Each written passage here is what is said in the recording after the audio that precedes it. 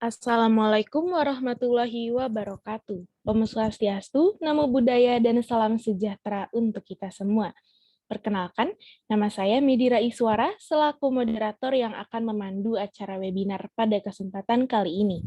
Izinkan saya untuk memulai webinar pada hari ini yang berjudul Implementasi National Treatment dan Most Favored Nation dalam Perdagangan Internasional. Dan saya juga menghaturkan terima kasih banyak kepada Tuhan Yang Maha Esa telah berjasa untuk menyatukan kita semua dalam acara webinar pada siang hari ini. Juga saya mengucapkan selamat bergabung kepada para peserta. Sebelum kita mulai, izinkan saya mengucapkan selamat datang kepada para pembicara kita yang akan memberikan ilmu yang tentunya akan sangat berguna bagi kita semua. Yakni pembicara kita yang pertama ada Ibu Farah Amelia. Apa kabar Ibu? Sehat? Alhamdulillah, baik Bu. Oke, alhamdulillah ya. Baik, pembicara kedua kita yakni ada Bapak Erik Jingga. Selamat siang Bapak Erik, bagaimana Bapak kabarnya? Selamat siang, baik kabarnya. Terima kasih. Baik, kemudian tidak lupa kita juga kedatangan para penanggap yang akan ikut bergabung dengan sesi webinar ini, yakni ada Ibu Ferreira Artinjilian dan Bapak Muhammad Abizar. Selamat siang Bapak Ibu, semoga dalam keadaan sehat selalu ya. Baik, tanpa mengulur waktu lebih lama lagi, saya persilahkan kepada para pembicara kita, dan pembicara yang pertama kita, yakni ada Ibu Farah Amelia, yang akan menjelaskan mengenai implikasi prinsip Most Favored Nation dalam perdagangan internasional. Ibu Farah Amelia, kami... Baik, terima kasih atas kesempatannya Ibu Moderator. Nah, gimana nih peserta kabarnya? Semoga sehat selalu ya. Oke, mungkin pada kesempatan kali ini saya mau maparin terkait prinsip Most Favored Nation. Oke, saya langsung mulai aja ya. Sebelumnya perkenalkan, nama saya Farah. Nah, boleh mungkin moderator silahkan di share screen.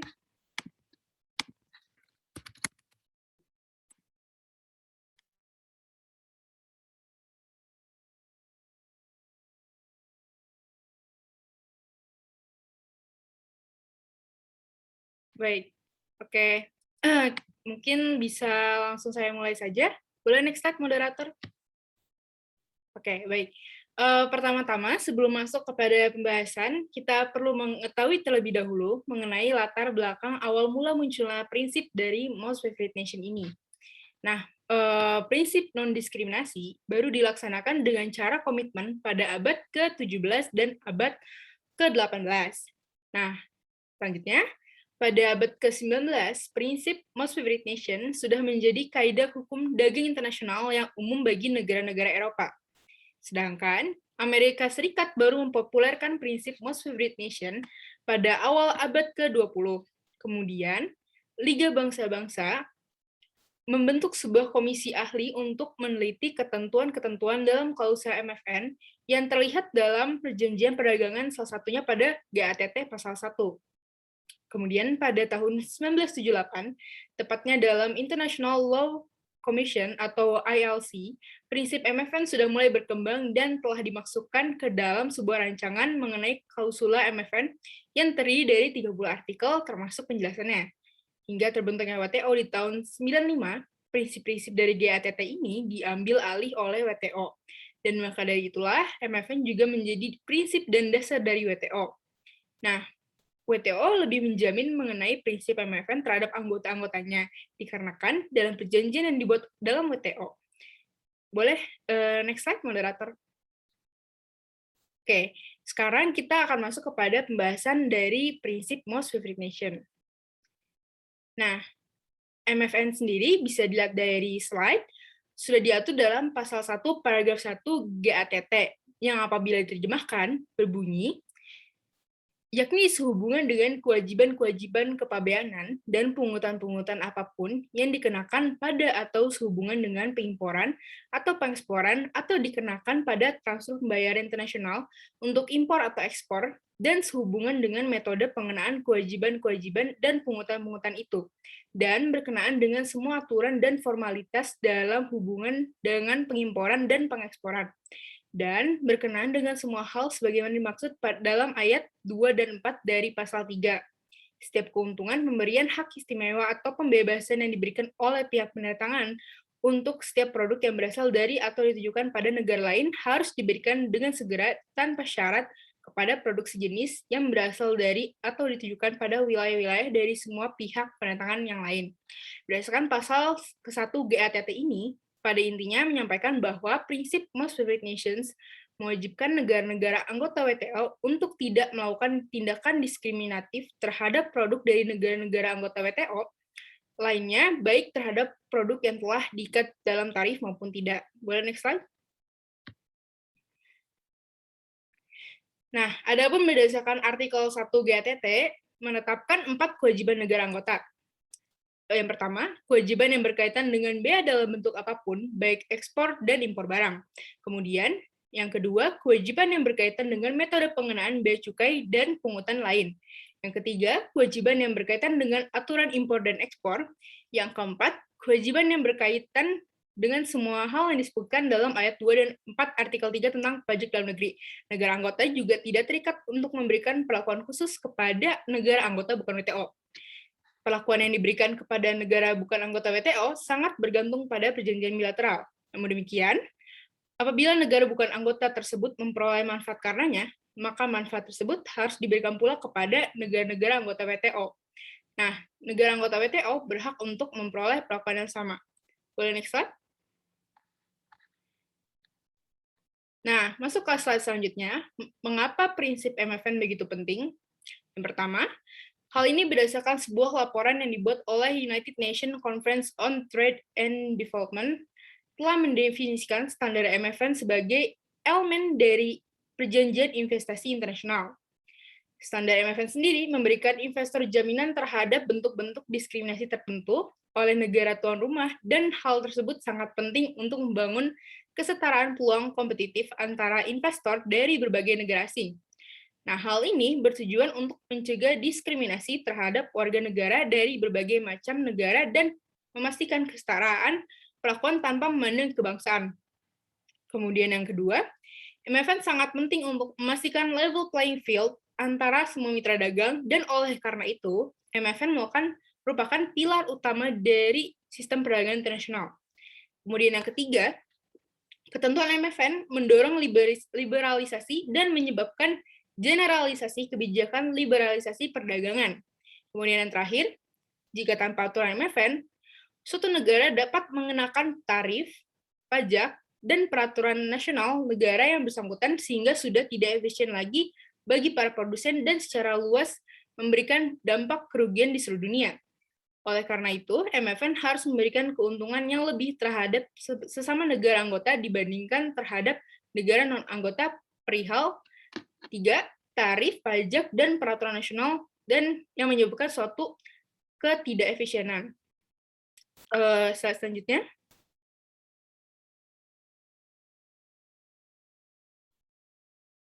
Nah, dalam slide selanjutnya terdapat dua konsep MFN, yaitu MFN dengan syarat atau conditional MFN, dan yang kedua adalah konsep MFN tanpa syarat atau unconditional MFN.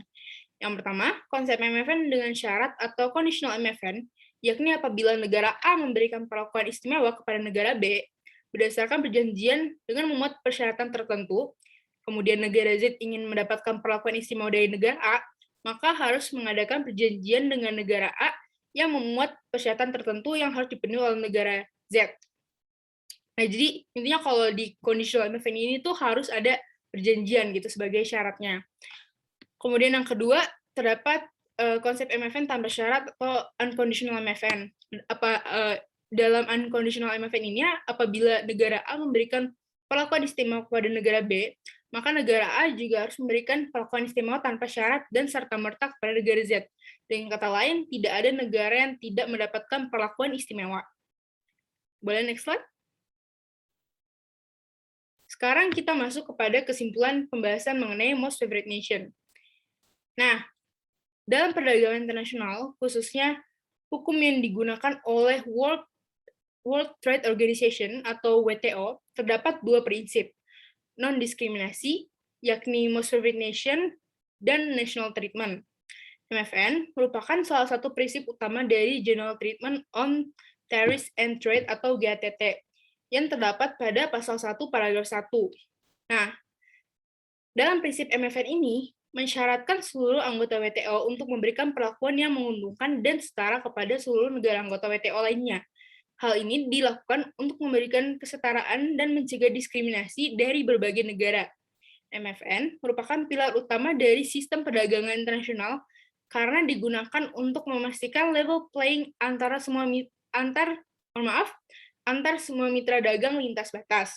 Dan yang terakhir, terdapat dua konsep MFN, yaitu MFN dengan syarat dan tanpa syarat. Perbedaannya, pada konsep pertama, diperlukan perjanjian terlebih dahulu. Boleh next slide?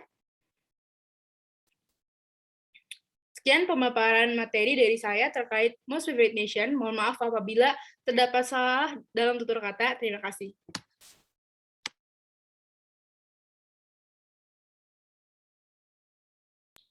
Oke, baik. Terima kasih atas penjelasannya Bu Farah. Sangat informatif sekali ya, Bapak dan Ibu sekalian. Nah, selanjutnya akan ada penjelasan mengenai implikasi national treatment terhadap perdagangan internasional yang akan dibawakan oleh pembicara kita yang kedua, yakni ada Bapak Erik Jingga. Bapak Erik Jingga, tempat dan waktu dipersilahkan. Baik, terima kasih kepada moderator atas kesempatannya untuk mengizinkan saya untuk memaparkan materi pada pagi hari ini. Nah, saya akan melanjutkan apa yang telah dipaparkan oleh Ibu Farah sebelumnya. Nah, tetapi tadi Ibu Farah menjelaskan tentang prinsip Most Favored Nation yang dikenal dengan MFN. Nah, sekarang ini saudaranya nih, yaitu yang kita kenal dengan prinsip national treatment dalam perdagangan internasional. Nah, sebenarnya prinsip national treatment itu dan prinsip most favored nation itu, kenapa saya bilang layaknya saudara? Karena mereka itu tidak dapat dipisahkan dalam praktiknya satu sama lain. Nah, apa sih sebenarnya prinsip national treatment itu? Moderator bisa tolong di next slide.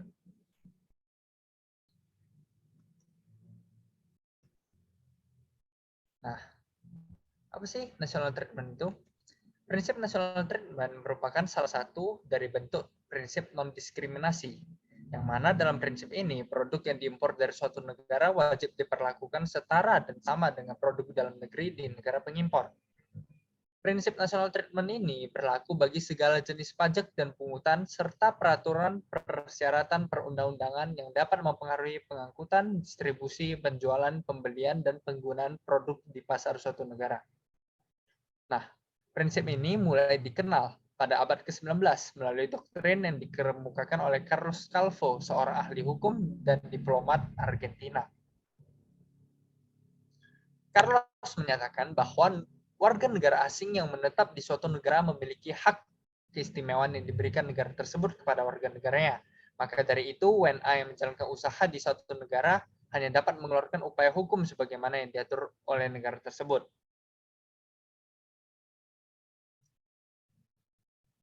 Dasar pemikiran Carlos Calvo ini dapat kita lihat. Ada kesetaraan, kedaulatan, ada negara yang berdaulat yang memiliki hak non-intervensi kepada negara lain, dan ada WNA yang harus mematuhi hukum lokal. Nah, sebelum membahas tentang itu, GATT, kita harus mengenal dulu.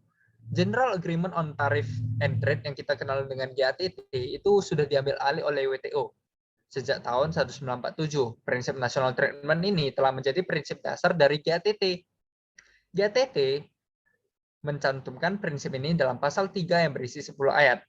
Prinsip national treatment yang diterapkan oleh GATT yang mana sesuai dengan bidang GATT sendiri berlaku untuk semua barang atau produk. Maka dari itu, hal ini menjadi prinsip yang lebih mengarah kepada perlakuan yang diberikan kepada barang produksi domestik atau barang produksi asing yang telah diimpor. Nah, apa sih hubungannya? Nah, karena GATT itu sudah tidak ada pada zaman sekarang dan dialihkan kepada WTO, maka prinsip-prinsip dasar dari GATT itu juga ikut beralih menjadi kerangka aturan dari perjanjian WTO seperti GATS, TRIPS, dan TRIPS. Nah, berarti national treatment ini juga mengikuti kepada aturan-aturan dari WTO. Boleh tolong di next slide.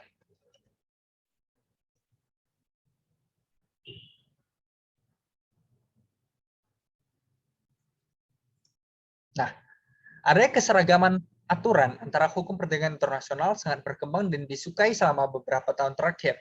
Negara-negara di dunia bernegosiasi membentuk hukum yang seragam melalui penjabaran-penjabaran prinsip-prinsip, pedoman, standar kontrak, atau pembuatan model undang-undang, bahkan standarisasi minimum dalam praktik.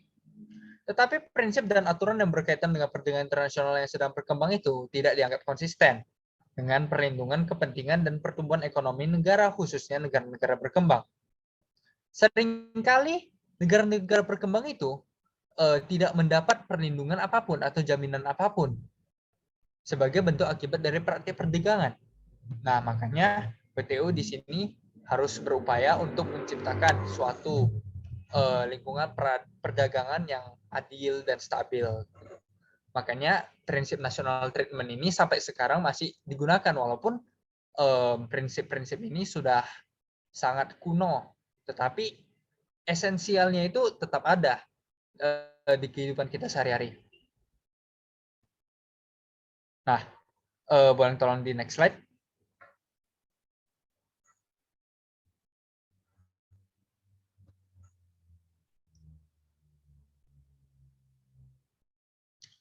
Nah, dalam membahas prinsip national treatment ini, kita harus selalu mengingat dalam pasal 3 GATT yang pada dasarnya adalah mengenai pemberian perlakuan yang sama, di mana produk dari suatu negara yang diimpor ke dalam suatu negara harus diperlakukan sama dengan produk dalam negeri.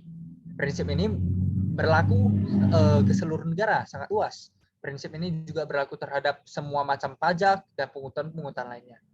Ini juga berlaku terhadap peraturan perundang-undangan, pengaturan, dan persyaratan-persyaratan hukum yang mempengaruhi penjualan, pembelian, pengangkutan, distribusi, atau penggunaan produk di pasar dalam negeri. Nah, prinsip ini juga memberikan perlindungan terhadap proteksionisme sebagai akibat upaya-upaya atau kebijakan administratif atau legislatif. Negara-negara yang tergabung dan meratifikasi aturan dari WTO ini wajib menghormati dan mengikuti standarisasi dari WTO, termasuk batasan-batasan yang diberikan dalam melaksanakan prinsip national treatment ini. Maka, berdasarkan kepada pasal 32 GATT, negara-negara yang dianggap telah melanggar prinsip national treatment adalah negara yang bersangkutan yang berada dalam posisi di mana pajak internal atau biaya pungutan internal yang dikenakan oleh negara terhadap produk impor tersebut melebihi daripada yang dikenakan terhadap produk domestik yang sejenis atau like product.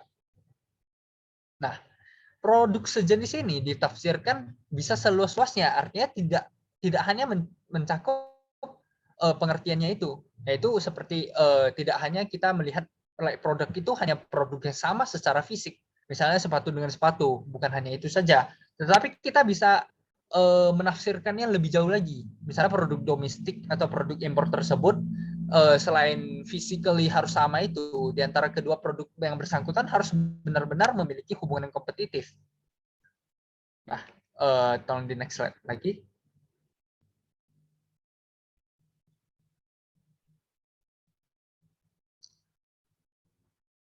Apa sih sebenarnya, kan kita penasaran nih, apa sih sebenarnya guna prinsip national treatment ini dalam kehidupan sehari-hari? Kenapa ini begitu penting?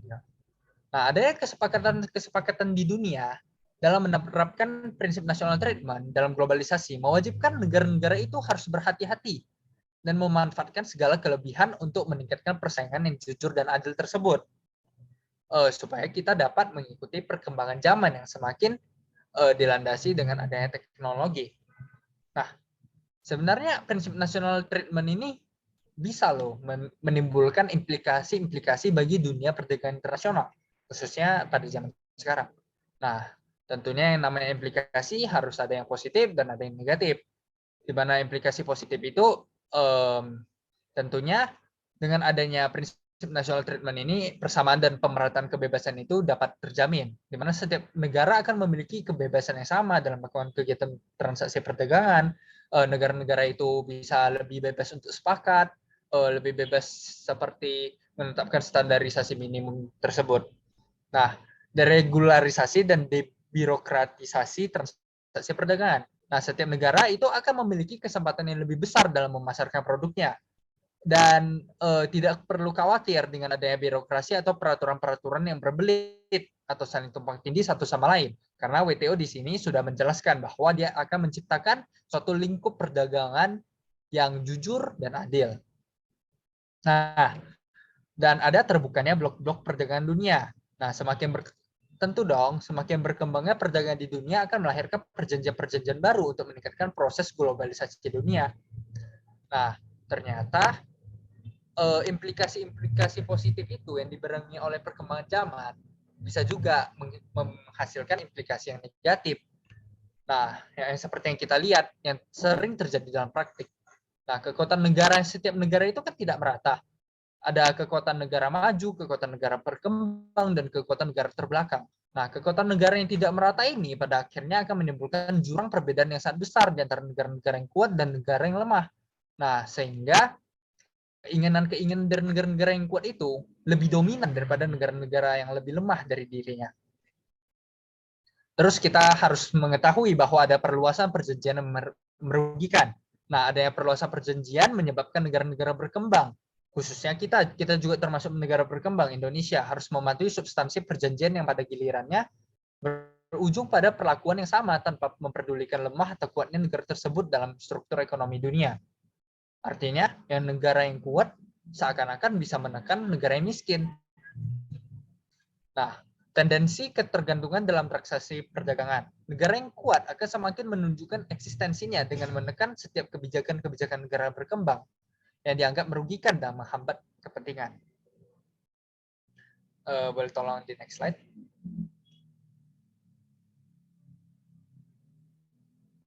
Nah, kita sudah sampai kepada kesimpulan. Jadi, WTO sebagai organisasi perdagangan dunia harus memikirkan strategi yang berkewajiban untuk memuaskan dan menciptakan perdagangan yang jujur dan adil, sehingga perdamaian dan kesejahteraan negara-negara di dunia itu dapat tercapai secara maksimal demi peradaban umat manusia. Prinsip national treatment ini adalah sebagai salah satu prinsip yang sentral dalam WTO, karena tercantum hampir di semua bidang inti perjanjian WTO tersebut. Prinsip national treatment terdapat dalam pasal 3 GATT yang membahas pemberian perlakuan yang sama pada sebuah produk yang diimpor ke dalam suatu negara dengan produk dalam negeri. Nah, tujuan menerapkan prinsip national treatment ini tentunya untuk meningkatkan persaingan jujur dan adil. Prinsip ini menimbulkan implikasi positif dan negatif yang telah dijelaskan. Sekian pemaparan materi dari saya. Apabila ada tutur kata yang salah, saya mohon maaf. Terima kasih.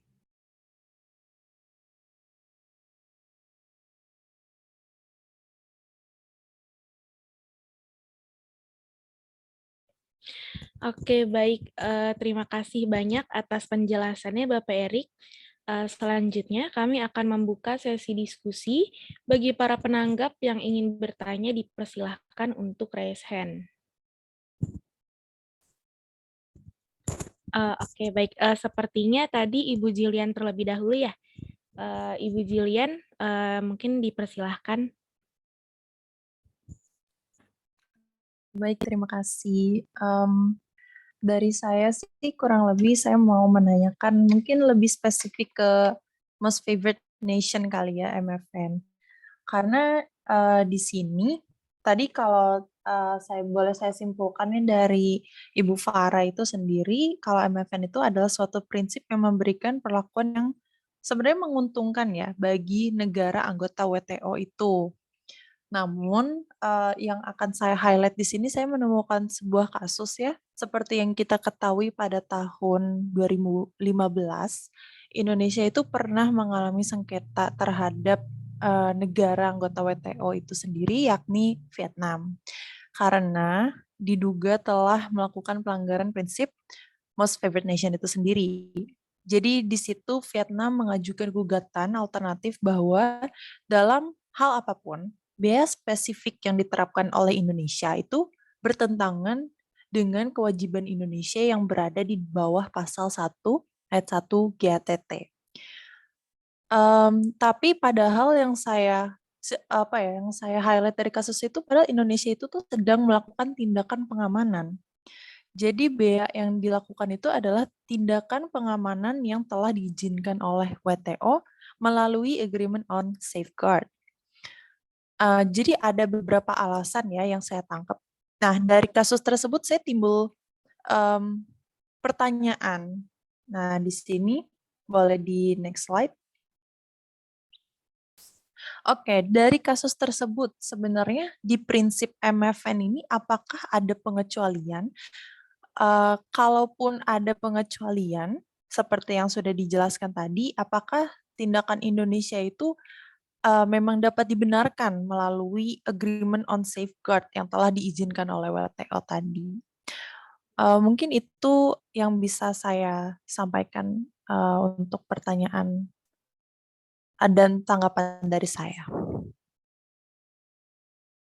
Baik, terima kasih Ibu Jilian.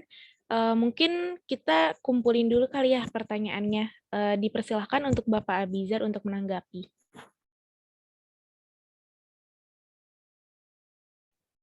Oke, baik. Saya ingin bertanya mengenai kasus national treatment.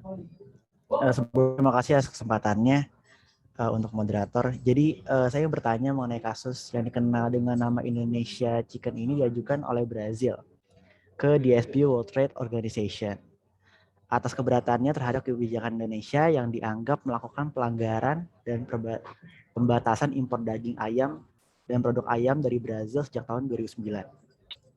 Nah, terkait dengan prinsip non-diskriminasi yang tadi disampaikan, khususnya national treatment dalam artikel nomor 3 GATT tahun 1994 yang diajukan oleh Brazil dalam kasus ini. Pengaturan yang diperdebatkan adalah mengenai standar nasional Indonesia lewat sertifikasi halal. Untuk selanjutnya saya akan menanyakan slide moderator boleh. Oke, baik. Pertanyaannya adalah apakah sertifikasi halal yang diterapkan oleh Indonesia melanggar prinsip national treatment seperti pada kasus Indonesia yang digugat Brazil terkait impor ayam? Terima kasih atas kesempatannya. Baik, terima kasih Bapak Abizar. Mungkin kita kembali ke pertanyaan Ibu Jilian terlebih dahulu ya. Dan mungkin akan dijawab oleh Ibu Farah. Bagaimana Ibu? Baik, terima kasih atas kesempatannya moderator. Tadi pertanyaannya tuh bagus banget ya Saudara Jilian. Tadi Saudara Jilian memaparkan terkait kasus Vietnam ya. Nah, ini. Nah, terus pertanyaan Saudara Jilian itu berarti berkaitan dengan yang pertama pengecualian terhadap prinsip MFN dengan tujuan mensejahterakan rakyatnya. Kemudian yang kedua, sejauh mana Indonesia dapat melakukan tindakan pengamanan melalui Agreement on Safeguard yang diizinkan WTO. Kemudian mengapa Indonesia dapat berpikiran pengecualian yang dapat dibenarkan oleh prinsip MFN. Nah, kalau dilihat-lihat gitu ya, pertanyaan kedua ini tuh kan berkaitan. Jadi mungkin saya bakal jawabnya sekalian aja itu, jadi satu jawaban. Nah, mungkin pertama-tama nih kita lihat dulu ya. Berdasarkan perjanjian safeguards, dalam rangka WTO, suatu negara tuh diizinkan untuk mengambil tindakan pengamanan perdagangan atau safeguard guna melindungi produsen dalam negerinya yang mengalami kerugian yang disebabkan oleh lonjakan impor. Nah, sebelumnya perlu diketahui bahwa sebelum tindakan pengamanan perdagangan dilakukan melalui suatu penyelidikan, suatu negara wajib untuk membuktikan bahwa lonjakan impor merupakan penyebab dari kerugian produsen dalam negeri. Nah, kalau misalnya kita lihat nih di Indonesia sendiri, otoritas yang bertugas melakukan penyidikan adalah Komite Pengamanan Perdagangan Indonesia. Kalau misalnya disingkat jadi KPPI. Nah, disclaimer buat peserta nih yang belum pernah dengar, KPPI itu apa. Jadi mungkin saya mau jelasin terlebih dahulu. KPPI itu adalah sebuah komite yang bertugas melaksanakan penyelidikan dalam rangka tindakan pengamanan atas permohonan tindakan tindakan pengamanan atas permohonan tindakan pengamanan safeguards terhadap produsen dalam negeri yang menderita kerugian serius dan atau mengalami ancaman terjadinya kerugian serius dari akibat melonjaknya impor barang sejenis atau barang yang secara langsung bersaing dengan barang produsen dalam negeri.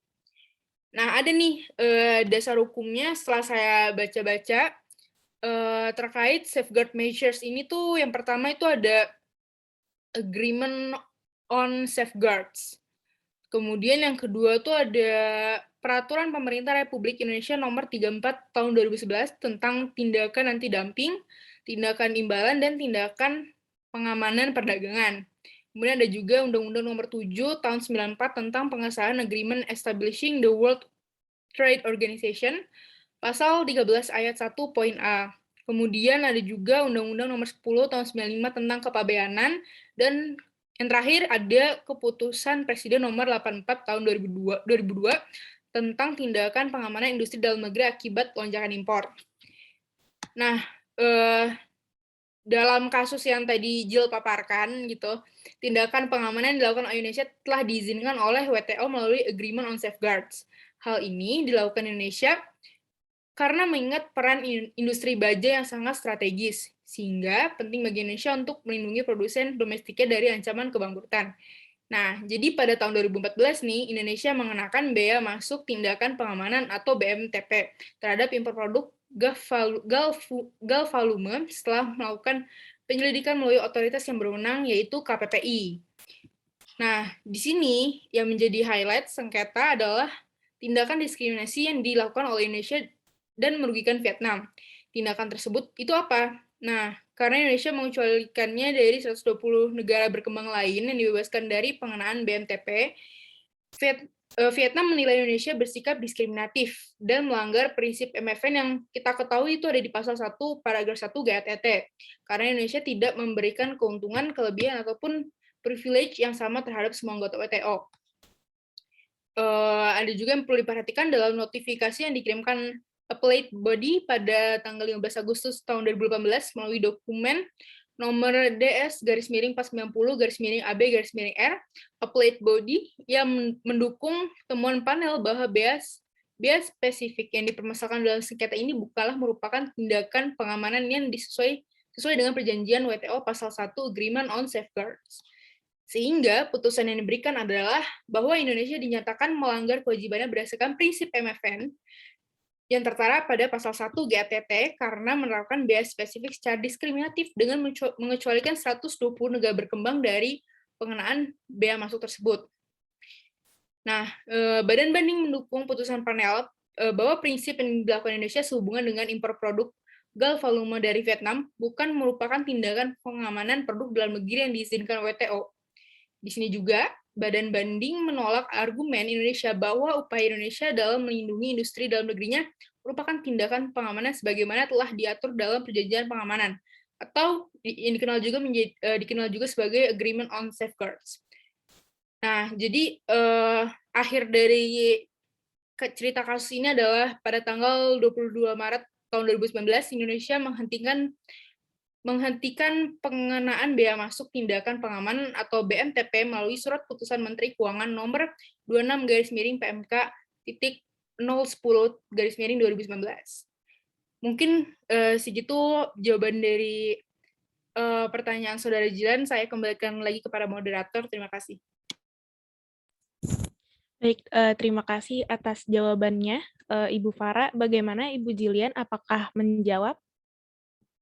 Ya, sudah sangat tercerahkan. Terima kasih atas jawaban yang komprehensif itu. Oke, baik. Terima kasih. Selanjutnya, kita akan menjawab pertanyaan dari Bapak Abizar yang mungkin akan dijawab oleh Bapak Erik. Bapak Erik, dipersilahkan. Baik, sebenarnya terima kasih kepada Ibu Moderator dan kepada Bapak Penanggap, yaitu Pak Abizar, atas pertanyaannya yang sangat-sangat menarik. Sebenarnya kasus ini adalah kasus yang nyata ya, yang sebenarnya ini adalah sebuah kebanggaan kita sebagai orang Indonesia karena kita berhasil memenangkan perkara ini melawan Brazil. Nah, dalam menjawab apakah sertifikasi halal yang diterapkan oleh Indonesia melanggar prinsip national treatment seperti dalam kasus impor ayam yang digugat oleh Brazil terhadap Indonesia? Nah, untuk menjawab hal ini kita harus kembali dulu kepada prinsip non-diskriminasi khususnya national treatment dalam artikel 3 GATT 1994 yang diadukan Brazil. Dalam kasus ini, pengaturan yang diperdebatkan adalah mengenai standar nasional Indonesia lewat sertifikasi halal. Nah, prinsip national treatment dalam pasal 3 GATT yang pada dasarnya adalah mengenai pemberian perlakuan yang sama, di mana produk dari suatu negara yang diimpor ke dalam suatu negara harus diperlakukan sama dengan produk dalam negeri.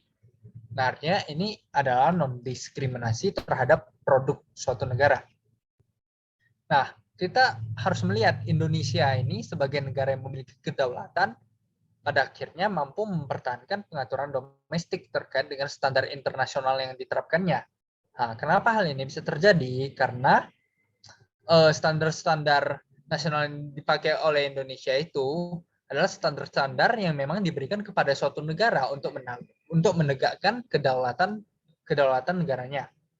Nah, pengaturan-pengaturan terhadap standar nasional domestik yang diterapkan oleh sebuah negara dapat tetap ditegakkan dengan catatan harus berlaku baik pada produk luar maupun produk lokal.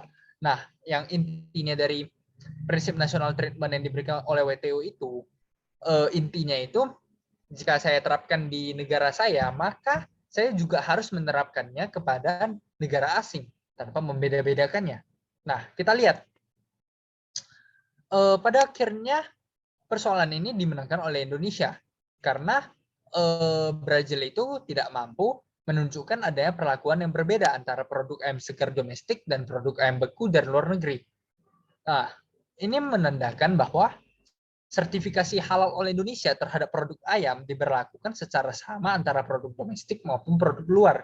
Artinya sertifikasi halal itu tidak membeda-bedakan negara dong, bukan karena Indonesia memiliki masalah internal dengan Brazil, Indonesia menetapkan safeguarding terhadap pembatasan-pembatasan atau menaikkan tarif ayam segar terhadap ayamnya Brazil. Tidak, sertifikasi halal ini memang sudah menjadi suatu standar Indonesia dalam ranah hukum perdagangan internasional. Nah, pemberlakuan standar nasional Indonesia lewat sertifikasi halal terhadap produk pangan itu sudah diakui WTO sebagai produk legal dan dapat diberlakukan. Indonesia tidak diwajibkan untuk mencabut ataupun mengubah standar sertifikasi halal yang telah ada, sehingga wajib diikuti oleh seluruh pengusaha yang berasal dari luar negeri. Penetapan sertifikasi halal ini diakui sebagai standar yang legitimate selama itu diberlakukan baik bagi produk luar maupun produk domestik. Nah, WTO sendiri sudah mengakui bahwa sertifikasi halal Indonesia itu memang sudah sesuai dengan aturan-aturan yang ditetapkan. Nah, maka dari itu, asas national treatment yang berimplikasi pada penguatan kedaulatan Indonesia itu tetap kuat. Artinya Indonesia tetap dapat memberlakukan sertifikasi produk tertentu selama itu diterapkan sama baik bagi produk yang berasal dari luar negeri maupun dalam negeri. Nah, apakah sekian pemaparan dari saya? Apakah pertanyaannya sudah cukup menjawab? Sudah cukup menjawab. Terima kasih atas jawabannya yang sangat komprehensif, Pak Erik. Terima kasih banget.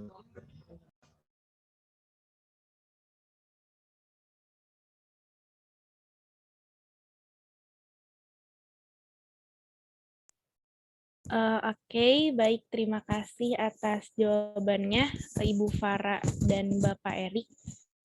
Mungkin karena berhubung waktu yang sudah sangat singkat ini ya, jadi mungkin saya sudahi saja sesi tanya jawab dan izinkan saya memberikan kesimpulan webinar pada hari ini.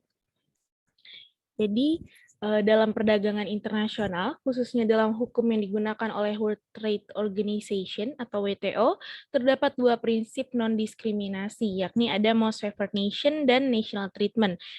National treatment membahas mengenai pemberian perlakuan yang sama pada produk yang diimpor ke dalam suatu negara dengan produk lokal yang berasal dari negara tersebut, dan implikasinya terhadap perdagangan internasional ada dua, yakni ada implikasi positif dan implikasi negatif.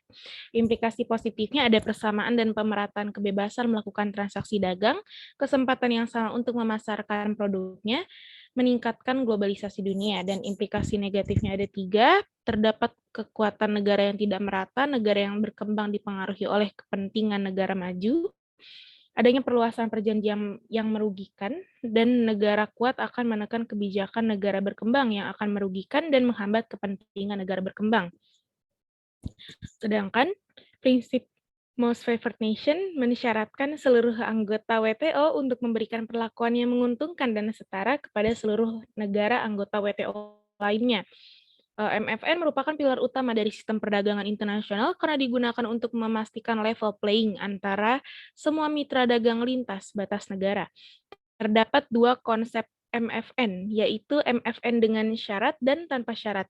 Perbedaannya yakni pada konsep MFN yang pertama, yakni yang dengan syarat, itu diperlukan perjanjian terlebih dahulu. Dan kedua prinsip tersebut, MFN dan national treatment, memiliki tujuan yang sama, yakni memberikan kesetaraan dan mencegah diskriminasi dari berbagai negara. Oke, baik. Sebelum berpisah, tidak lengkap rasanya apabila belum mengabadikan momen webinar hari ini ya.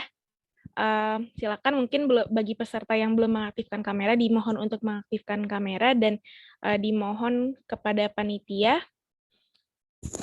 untuk mengabadikan momennya. Mungkin akan saya pimpin ya. Oke, 1, 2, 3. Oke, slide kedua. 1, 2, 3. Oke, mungkin sudah ya. Segitu saja. Slide-nya juga dikit. Oke, baik. Alhamdulillah. Hirobil alamin ya, puji Tuhan sampai juga kita di penghujung webinar pada kali ini. Saya selaku moderator mewakili seluruh panitia menghaturkan terima kasih sebanyak-banyaknya kepada Bapak Ibu pembicara, para penanggap, dan para peserta yang bersedia meluangkan waktunya untuk bergabung bersama pada hari ini. Kami seluruh panitia memohon maaf apabila terdapat banyak kesalahan. Kami izin untuk pamit undur diri sampai bertemu di webinar selanjutnya. Wassalamualaikum warahmatullahi wabarakatuh.